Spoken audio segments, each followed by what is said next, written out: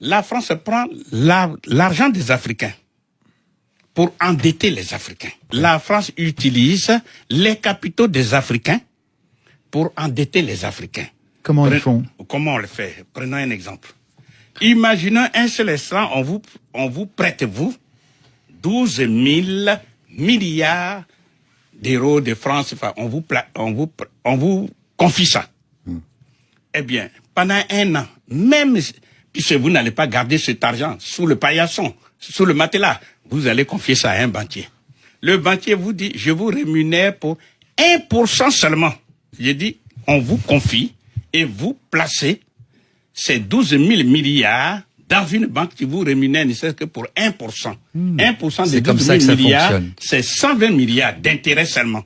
120 milliards. C'est comme ça que ça fonctionne. Eh bien, la France, un seul exemple, donc, ces intérêts rapportés en faveur de la France plus dessus, elle va aller prêter cet argent aux Africains, tabour battant, en mutant tous les journalistes, on s'en va aider les Africains. C'est-à-dire qu'on s'en va prêter l'argent des Africains aux Africains. Mais d'abord, c'est de l'argent qui est placé sur les marchés internationaux, avec donc la France a des revenus de cet argent-là, ensuite prêter aux Africains. Mais je vais vous dire en 2 mots, c'est très simple. Vous avez des comptes d'opération de tous les pays africains, 14 pays. Quand la Côte d'Ivoire, il y a des pays qui sont toujours en positif sur leur compte, et il y en a qui sont toujours juste ou en négatif. Alors, on prend sur l'argent de ceux qui sont en positif et qu'on détient pour prêter à ceux qui sont en négatif. Donc on prête l'argent des Africains aux Africains. C'est ça l'aide au développement. Il faut le savoir, parce que les Français ont le sentiment d'être pillés par les Africains et qu'on aide les Africains et qu'ils se débrouillent pas. On leur prête leur propre argent. Que ça soit clair, c'est la vérité. Vous citez François Mattei, d'ailleurs, les propos, pour rester 2 secondes sur le sujet, les propos d'un ancien directeur d'une banque centrale africaine. Il déclare « La France est un nain économique en Europe sans la maîtrise de ce franc CFA ». Donc c'est assez parlant. C'est assez parlant et c'est sans doute vrai, parce que il faut rappeler que le franc CFA était... On va pas remonter à la création du franc CFA. Au début, on a indemnisé les gens qui avaient des esclaves dans les colonies. On leur a donné de l'argent. Et avec ça, on a fondé une banque à Dakar, et de cette banque est sorti le franc CFA. Donc quand même, l'origine du franc CFA est assez particulière. C'est d'ailleurs le franc des colonies françaises d'Afrique, CFA. Bon, après, on a dit de la communauté financière africaine, parce que c'est aussi beaucoup plus joli, et la sémantique compte en politique. Mais en tout cas, De Gaulle, lui, il a maintenu ces choses-là. Pourquoi? Parce qu'après la guerre, la France était exsangue. Après l'occupation allemande, elle était exsangue. Donc il s'est appuyé pendant la guerre et après la guerre sur l'Afrique. C'était ce qu'on avait de plus fort, avec des matières premières pas chères. Avec le franc CFA, vous avez pratiquement gratuite. Donc ça a été le fondement du redressement français. Il faut le savoir. Ça a participé au redressement français très fortement, très fortement. Donc si on le perd, avec tout ce que ça comporte, je vais donner un exemple. Quand il y a dans un pays comme le Nigeria, qui a une monnaie qui fluctue, il y a beaucoup de compagnies d'aviation qui s'en sont retirées parce que leurs dividendes avaient fondu. C'est-à-dire leurs bénéfices qui étaient au Nigeria se retrouvaient à zéro. La France a négocié, Air France a négocié. Eh bien, dans les pays du franc CFA, ça ne varie pas. C'est-à-dire que les entreprises françaises peuvent investir, savent qu'elles vont retrouver à terme leur argent.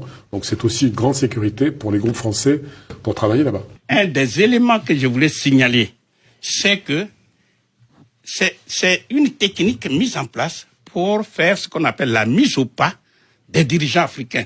Sinon, c'est ce que moi j'appelle la violence nazie encore. Pourquoi?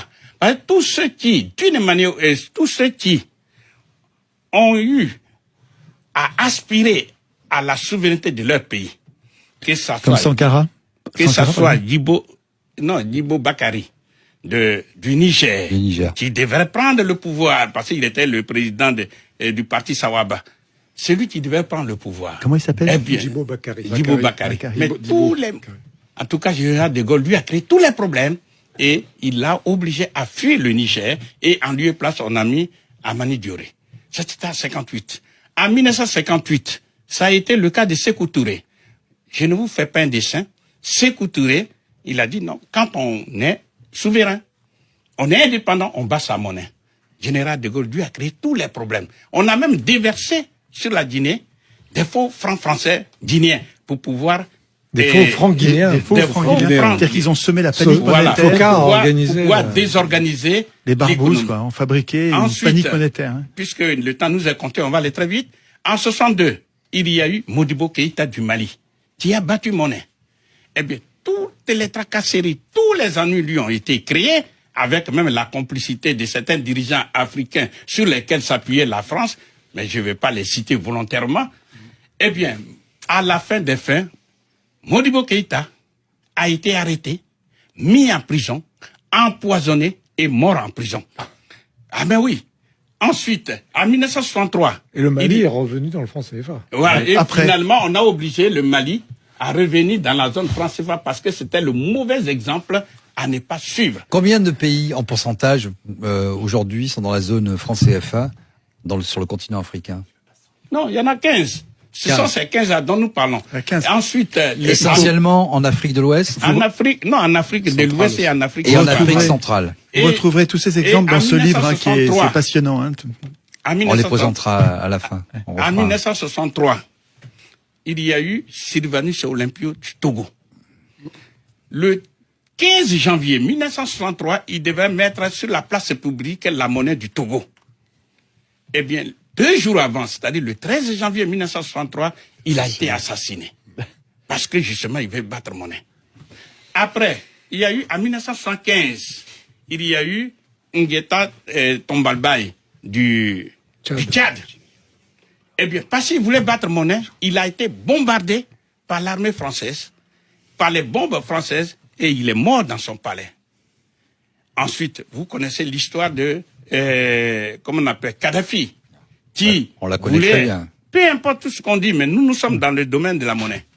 Il voulait créer la monnaie africaine, c'est-à-dire la Banque centrale africaine avec la monnaie africaine.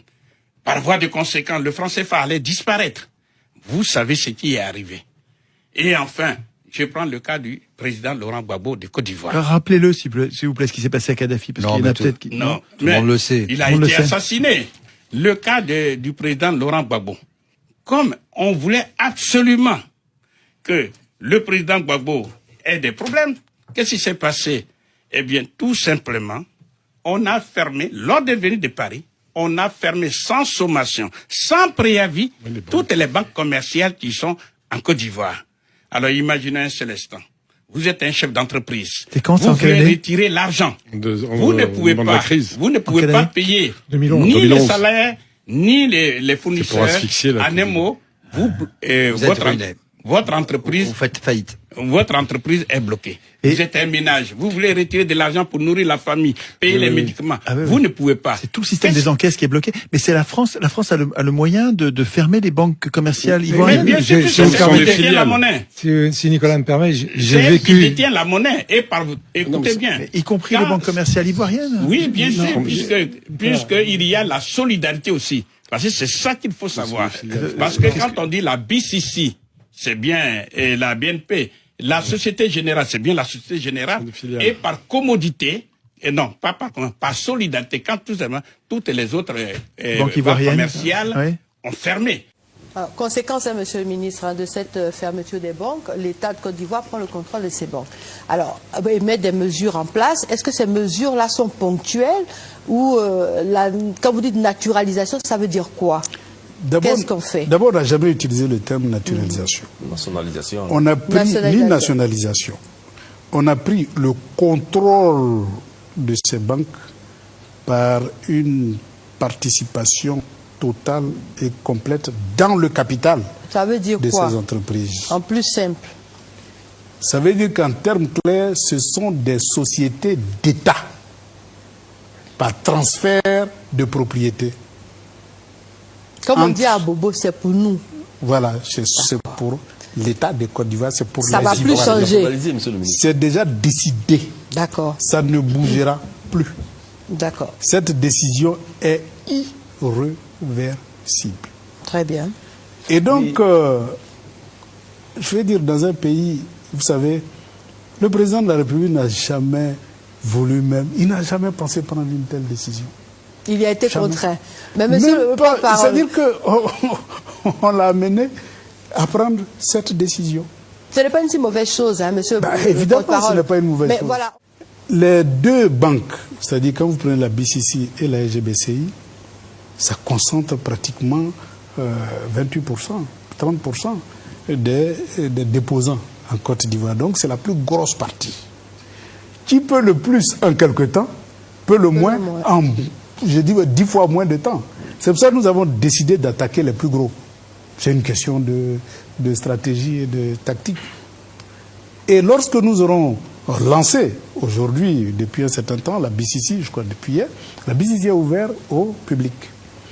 Et bien d'ici la fin de la semaine prochaine, avant le 15, eh bien la SGBCI siège central, c'est là son temps, sera ouvert au public. Mais entre-temps, nous sommes en train de préparer des décisions pour les autres banques. Et nous discutons naturellement avec les Ivoiriens qui travaillent dans ces banques pour voir concrètement quelles sont les dispositions. Nous avons des réponses. Très bien. Dans peu de temps, eh bien, les Ivoiriens découvriront ces réponses-là. Que les Ivoiriens ne s'inquiètent pas. Qui peut le plus, peut le moins. Ce qu'on a fait pour la BCC et pour la SGBCI, si c'est ça la solution, eh bien, nous ne manquerons pas de prendre la bonne décision pour les Ivoiriens. Parce que ce qui nous intéresse aujourd'hui, c'est avant tout l'intérêt supérieur du peuple souverain de Côte d'Ivoire. C'est ça qui nous intéresse. Le reste, ça ne nous intéresse pas. Je me demande aujourd'hui, si pas extraordinaire, la France revenait à revoir sa position, est-ce que l'État ivoirien peut décider de lui rétrocéder ces banques-là? Qu'est-ce qui va se passer? Vous savez, pour le moment, on a pris une décision, je dis ferme et irrévocable, parce que relevant de la souveraineté de l'État de Côte d'Ivoire. Eh bien, les discussions qui peuvent s'engager, eh bien, ça sera peut-être d'autres discussions. Mais le préjudice que le peuple de Côte d'Ivoire a subi, il y avait des Ivoiriens qui avaient des parents à l'hôpital, qui ne pouvaient plus prendre de l'argent. Il y avait des Ivoiriens qui avaient tout leur argent dans ces banques, qui n'avaient même pas 5 francs sur eux, qui ne peuvent même pas payer leur loyer. Mais tout ce préjudice-là que les Ivoiriens ont subi, vous croyez qu'on est prêt à retourner dans le passé pour que dans quelques années les Ivoiriens vivent ce même sort? Eh bien, nous sommes déterminés. Très bien. Et face à cette détermination, eh bien, le peuple de Côte d'Ivoire vaincra. Très bien. L'émission est terminée, mais je vous laisse le temps de ma conclusion. 1 minute. Vous êtes un grand technocrate, je compte sur vous, sinon on nous coupe. 1 minute pour conclure et vous adresser à la Côte d'Ivoire. Merci beaucoup. Chers Ivoiriens, la Côte d'Ivoire ressemble à un pays qui, pendant 50 ans, a été économiquement prisonnier. Elle était en prison. Et puis, brusquement, on lui ouvre les portes de la prison. C'est vrai que maintenant, il faut prendre ses responsabilités. Parce qu'en prison, on vous nourrit, on vous loge, on paye votre eau, votre électricité. Vous ne savez même pas comment on produit tout ça. Mais quand vous êtes libre, vous devez compter sur vous-même.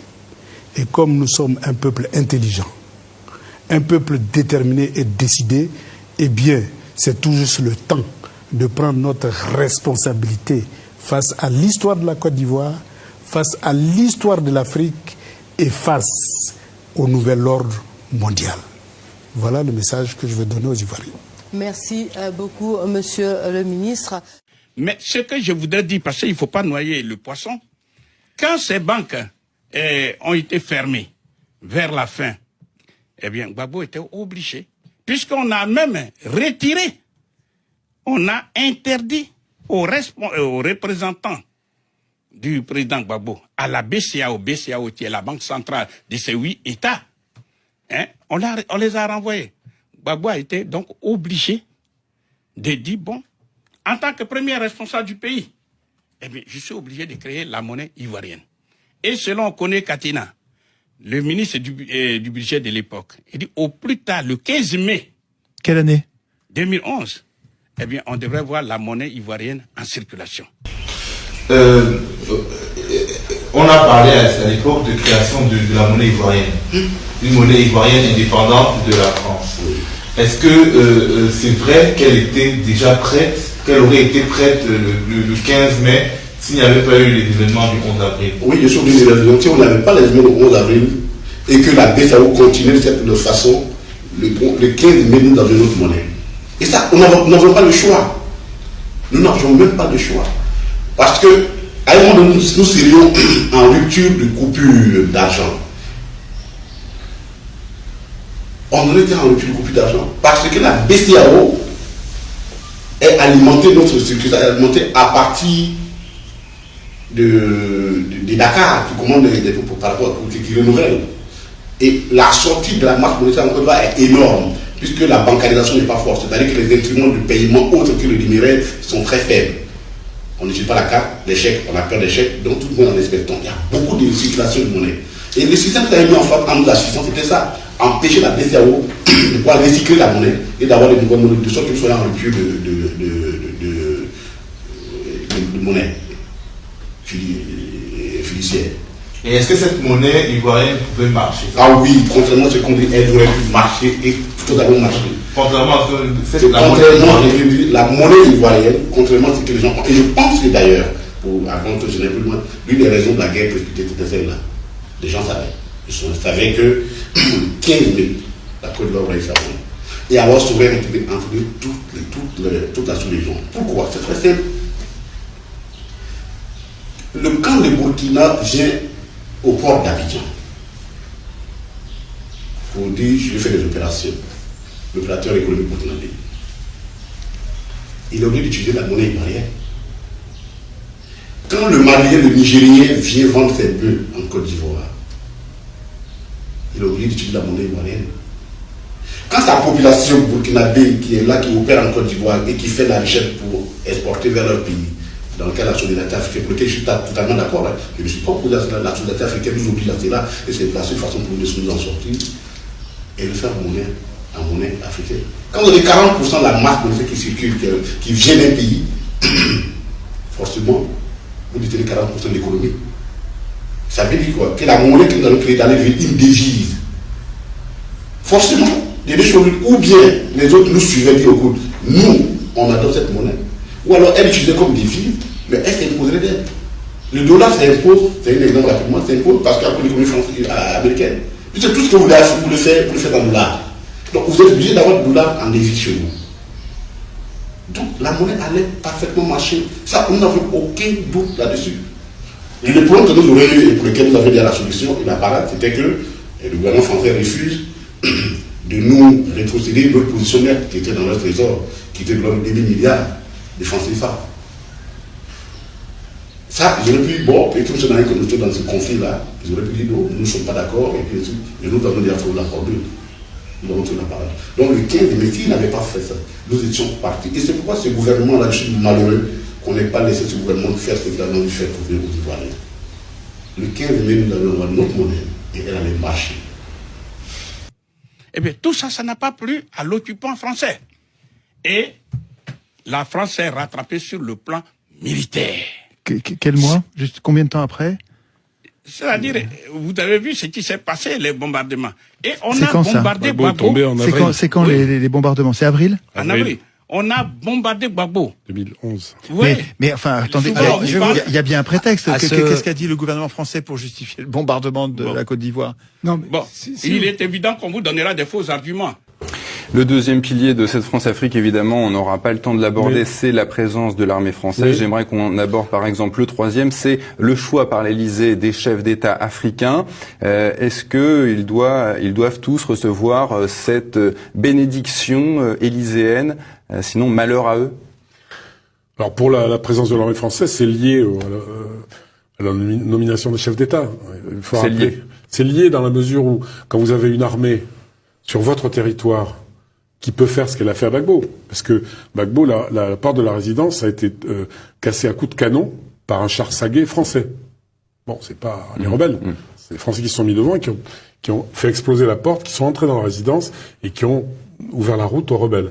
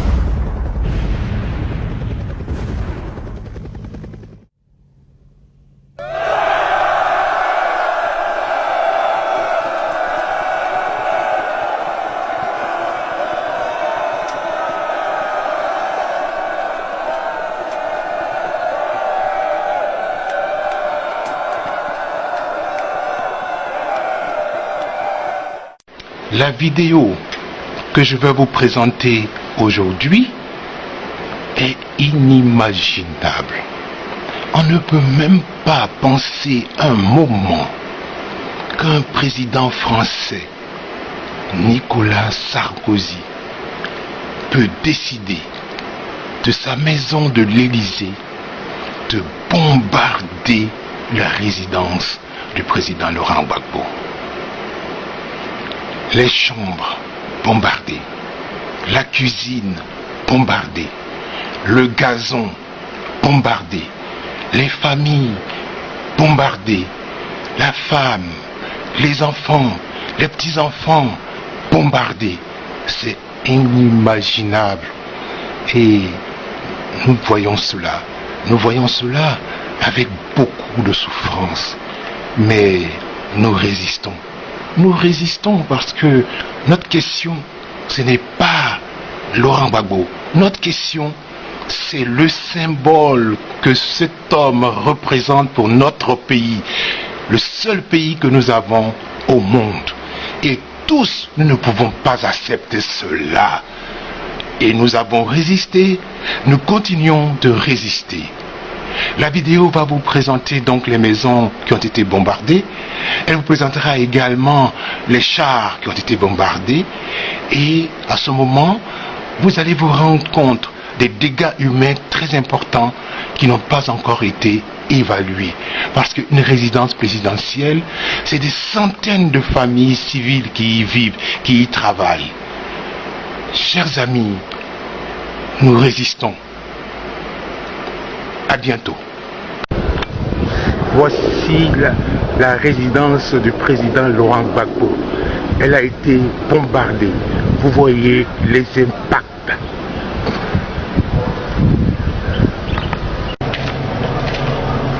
Le marbre a été entièrement foudroyé et concassé. Les véhicules saccagés et brûlés. Voici la signature de la force Licorne, ici à la résidence du chef de l'État. Nous sommes ici à la cuisine. Elle aussi n'a pas échappé à la violence meurtrière des hommes de Sarkozy. L'armée française a utilisé également des bombes incendiaires. Même le gazon n'a pas échappé à la furia des hommes de Sarkozy. Ce char a été bombardé par la force Licorne.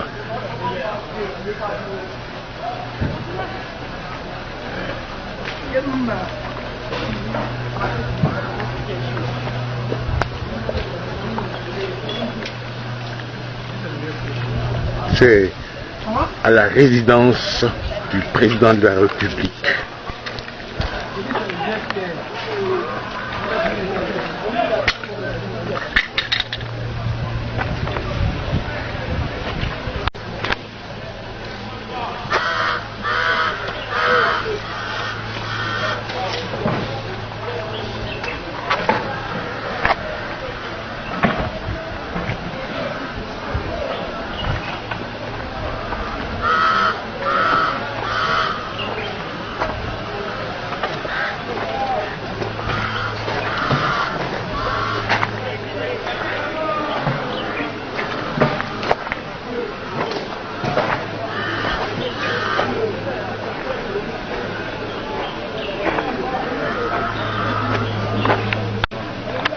Je suis ici à la résidence du président de la République, son Excellence Laurent Gbagbo. La Licorne, avec ses avions, ont bombardé la résidence hier. Voici, la maison du président a été touchée. Voici les chars qui gardaient l'accès à la résidence. Ils ont été bombardés. La France de Sarkozy est toujours dans la logique de la violence et de la mort.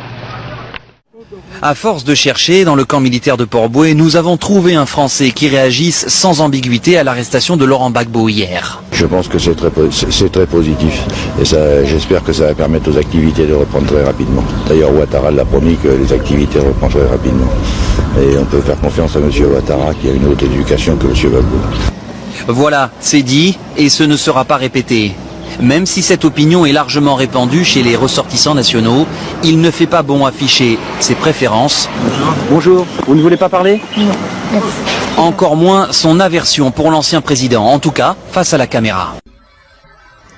Je voudrais vous dire tout le plaisir que j'ai à être ici, à Kinshasa, et à rendre visite au nouveau président Tshisekedi, parce que je l'ai rencontré il y a peu de temps avec le président Macron à Nairobi, et il avait souhaité que je lui rende visite, et le président Macron a souhaité que je vienne rapidement, ce qui est le cas, et c'est un échange très approfondi que nous avons pu avoir tout à l'heure. J'observe que c'est la première visite d'un ministre des Affaires étrangères français en République démocratique du Congo depuis 7 ans. Et donc, il nous importe de retrouver un bon rythme de partenariat. Et si je devais caractériser la tenue de ces entretiens, c'est le fait que nous voulons ensemble ouvrir un partenariat nouveau entre la République démocratique du Congo et la France. Partenariat nouveau qui s'appuie sur la feuille de route qui vient de vous être lue, qui sera enrichi d'ailleurs d'inflexion dans le domaine de l'agriculture et de l'énergie à la suite des entretiens que nous venons d'avoir. L'ensemble, c'est un programme de 300 millions d'euros sur la durée du mandat du président Tshisekedi. 300 millions d'euros que nous allons mobiliser pour le développement, pour la formation, pour la santé et pour la sécurité, et aussi pour les objectifs globaux que sont la francophonie et la lutte contre le réchauffement climatique, en y incluant désormais aussi, comme je vous l'ai dit, le domaine agricole et le domaine de l'énergie. Et dans cette perspective, une mission française viendra rapidement dès que le gouvernement nouveau sera constitué pour élaborer la méthode et surtout être en situation d'efficacité. Il me semble souvent que les Africains ont peur d'être indépendants. Ils ont peur d'être indépendants. Par exemple, je suis en train d'étudier avec le président Bian comment faire pour créer au niveau de l'Afrique une banque d'investissement. Les Africains ont les moyens d'avoir une banque qui soit totalement indépendante des autres. Bon, on n'est jamais totalement indépendant dans le monde éclaté où nous vivons, mais je veux dire de prendre l'initiative. De prendre l'initiative. Au lieu d'être tout le temps dans une politique de mendicité, nous pouvons prendre des initiatives nous-mêmes. Bon, là-dessus aussi nous sommes d'accord. Donc, aujourd'hui, je pense que notre appartenance à l'Afrique, qui est le continent le moins développé du monde, doit s'exprimer en termes très concrets. Et tant que nous ne prenons pas en main notre indépendance et notre capacité à agir nous-mêmes, nous ne nous en sortirons pas.